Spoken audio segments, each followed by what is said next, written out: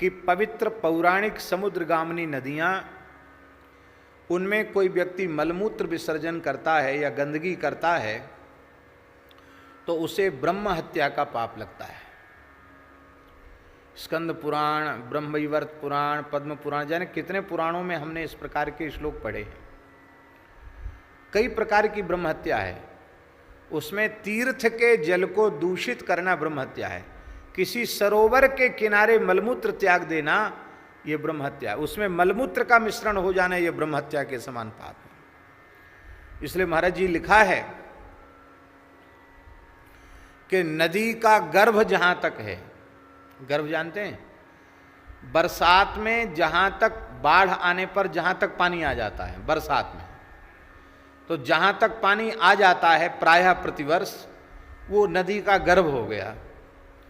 उस नदी के गर्भ से 400 धनुष की दूरी पर मलमूत्र का त्याग करना चाहिए, डोल डाल जाना चाहिए, जो कुछ करना है वो 400 धनुष की दूरी। 400 धनुष का अर्थ हुआ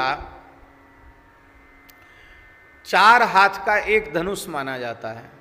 कितना? 4 हाथ का एक धनुष माना जाता है, ये नाप है। तो 4 हाथ का एक धनुष तो 400 हाथ कितना हुआ है? कितना हुआ? 1600 हुआ। 1600 हाथ माने मोटा मोटी समझो 1-1.25 किलोमीटर दूर, ऐसे ही समझो ना, 1-1.5 किलोमीटर दूर करना चाहिए। गोस्वामी तुलसीदास जी महाराज अपने अधिकांश समय में काशी में विराजे और पूरे जीवन पर्यंत काशी में मलमूत्र का त्याग ही नहीं किया उन्होंने। यह सामान्य बात नहीं है।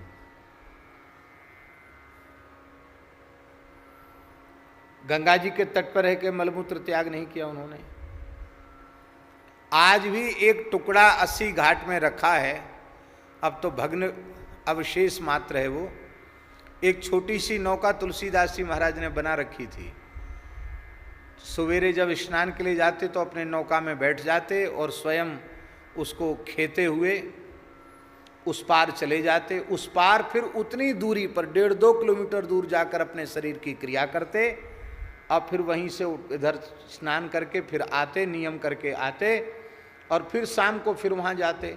तो जब जाते उतने ही समय थूकना, मलमूत्र आदि का त्याग करना। उसके बाद काशी की सीमा में और गंगा जी के निकट में उन्होंने कभी मलमूत्र का त्याग नहीं किया।